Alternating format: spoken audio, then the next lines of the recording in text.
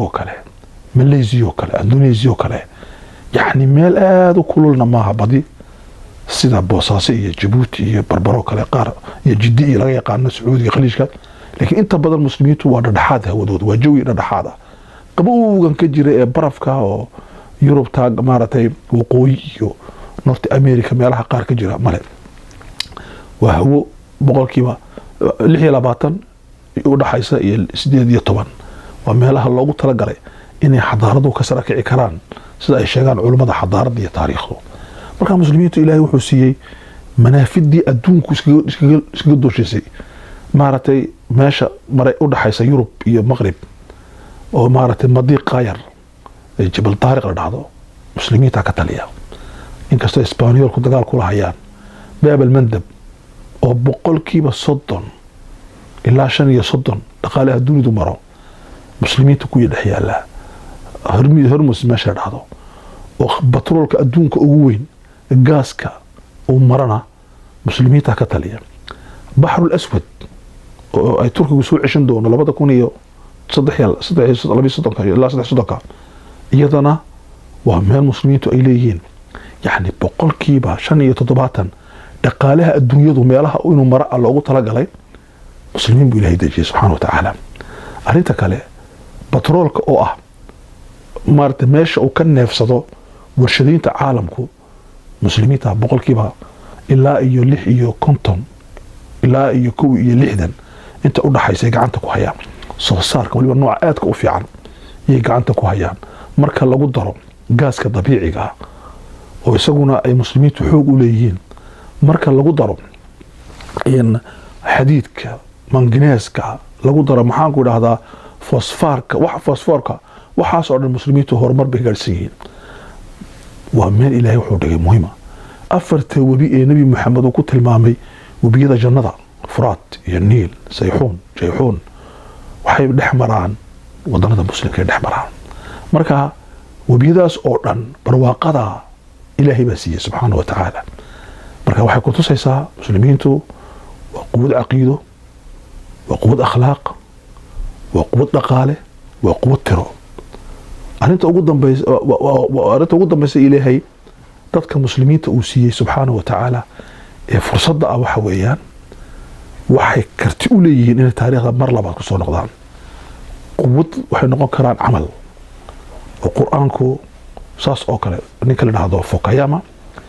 buugiisa ugu dambeeyay Tagtombaba labada nin Mareykanka waxay qireen waa iskuulka ugu weyn ee marka siyaasadda dhaqaalaha ka shaqeeya iyo cilaaqaadka international waxay qireen inay xadaarad walba leedahay hogaamiyayaal haddii ay fahmaan hogaamin kara adduunka marka waxay dhahdaan xadaaradda kristanka iyo protestanku waa Mareykanka hogaamiyayagu ortodokasku waa Ruushka yidhahdaan konfushiyuska waa Shiinaha yidhahdaan xadaaradda islaamkana waxay dhahdaan saddex weeyaan waa Masar tira ahaan iyo mowqic ahaan waa Turkiga istaraatiijiyad ahaan iyo tira ahaan iyo mowqic ahaan iyo Indonesia tira ahaan laakiin Indonesia iyo Pakistan fursad ma haystaan muslimiinta ay ku hogaamiyaan iyo Iran baba yiraahdaan laakiin labadaas miilay marka waxaan uga jeedaa wax weeyaan way ku soo noqon karaan imkaaniyada alawda inay soo noqon karaan beelagaasi qirayaan muslimiintu taariikhda ay ku soo noqon karaan marka aniga waxaan rabaa mushkiladda dadka muslimiinta ka haysata inay taariikhda ku soo noqdaan maxay tahay uska geena iyo dhibaatadeen oo ayo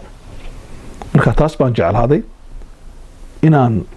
kutubtana waan soo dhigi doonaa mawduuca ka hadlaysa dadka maxaa yeelay anigu waxaan doonayaa dadkaan maanta la hadlaya maaha dadka caadiga oo shicibkeena xadiis baan u sameynaa markasti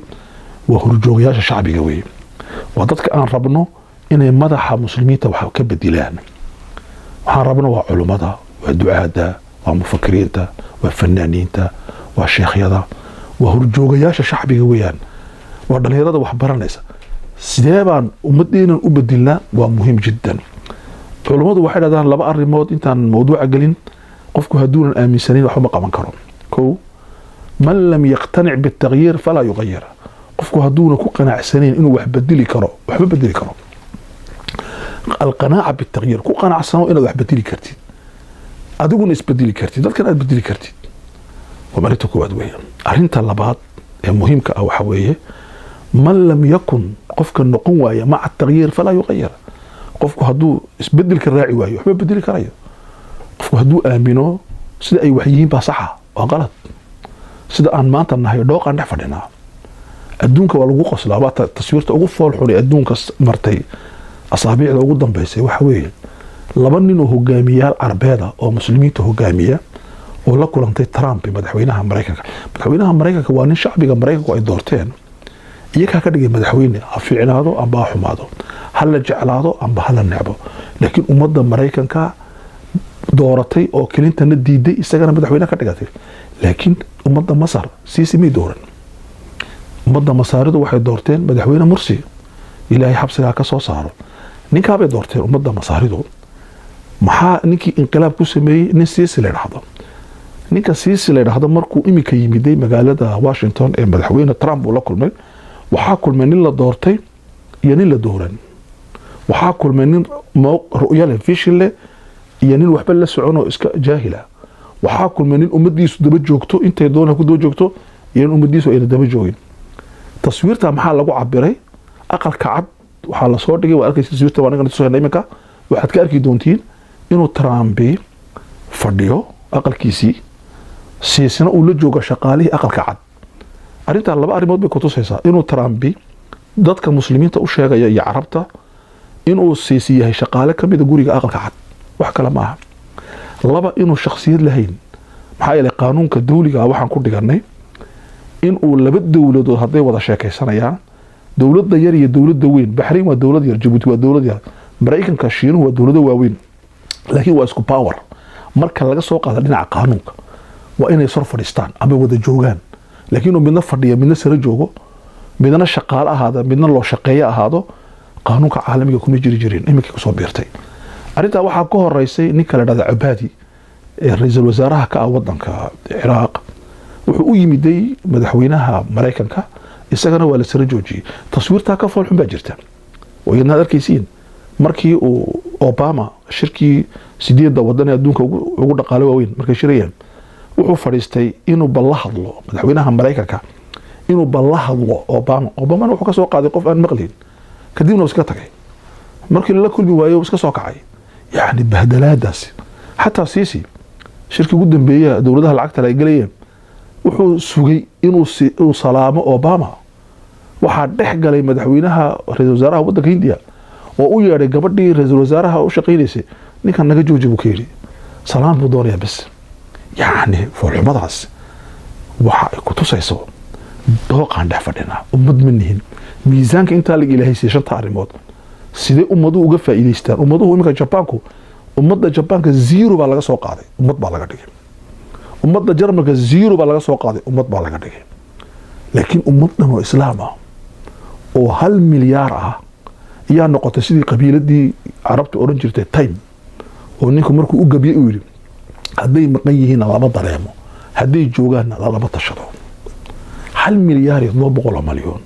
haddaad joogtiina maxamadid haddaad maqan tahayna maxamadid labada goor isku baatahay miisaan milihid marka maxaa miisaanka inaga qaaday wataa waxaan jecelahay inaan ka hadlo markaasi dadka la hadlayna dadka waxaan sheegay ko miisaanka waxa inaga qaaday waxa weeye istibdaadka dictatorada muddada dheer in haystay ee waliba dictatoriyad warka inay tahay waxa qura ummadan lagu xukumi karo ilaa ay yiraahdeen arab waxa xukumi karo amba nabi amba dictator waxa sidaa yiri ma aragtay yiraahdaan ninkii la oran jiray ibn khaldun rahimahullah laakiin ibn khaldun fikradda ma qabin ibn khaldun wuxuu sheegayay dadka acraabta la dhahdo dadka yaani baadiyaha ee adag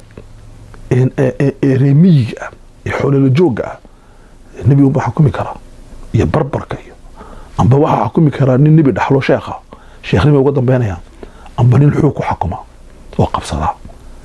waxa yeelay wuxuu la yanqaduna bisuhula laakiin ummaduhu markay magaalada degaan minka qaahira imse jirta Djibouti waa jirta 100 sano xamar imse jirta 700 sano jirta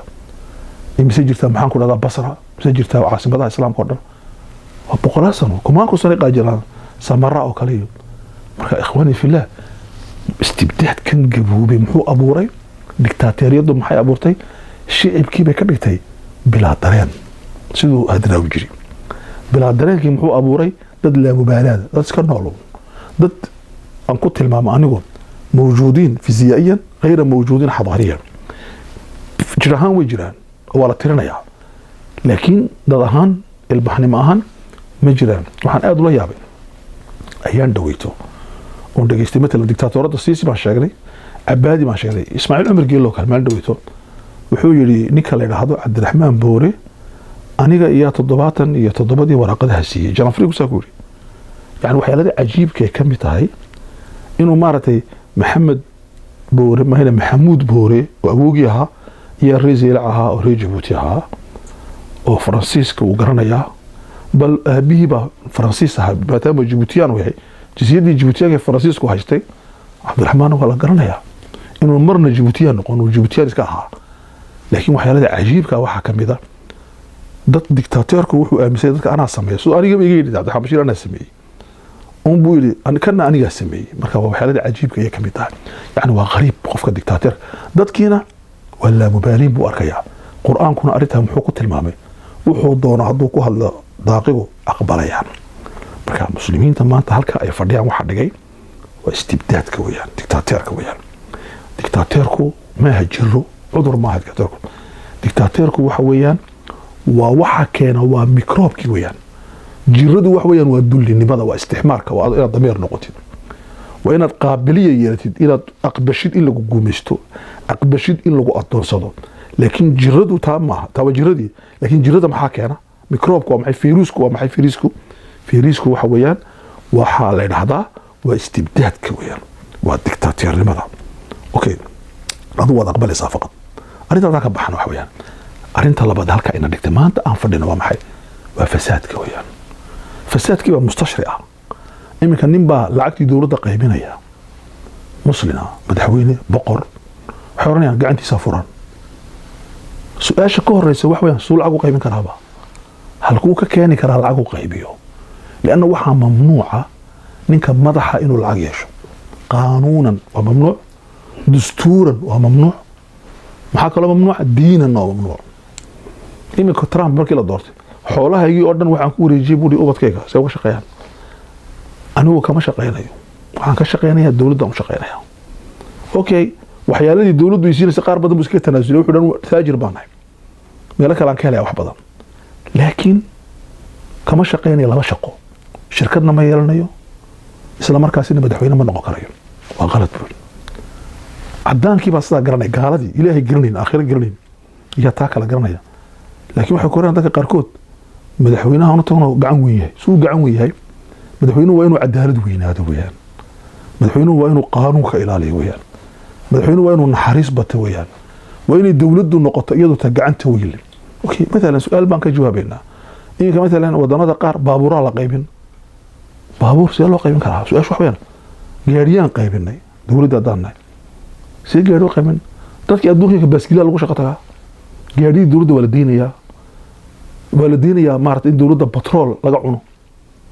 waxa la raacayaa baski dawladii waaweynaa Denmark ra'iisul wasaare wuxuu ku soo shaqo tagaa baaskiil wasiirka tacliinta ee Sweden tareenku soo raaca aba basku soo raaca wasiirada qaarkood waa saas oo kale marka ay diyaarad raacayaan diyaarad markay raacayaan waxay raacaan ma taqaanaa meesha la yiraahdo economic class ka raacaan si ay lacagta dawladda u ilaaliyaan